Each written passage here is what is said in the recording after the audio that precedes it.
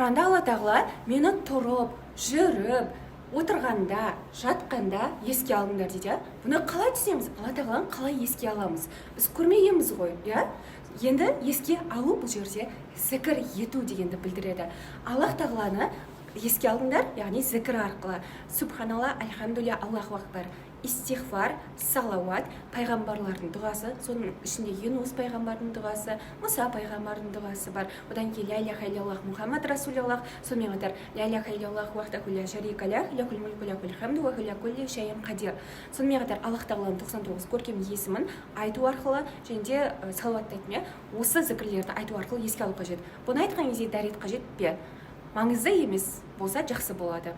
Главный мусор жақта және де туалетте айтуға болмайды. Аллах тағаланы сондықтан да жүргенде, автобуста болғанда, кейде отырамыз, очередьте күтіп отырамыз, сол кезде осылай зікір айтамыз.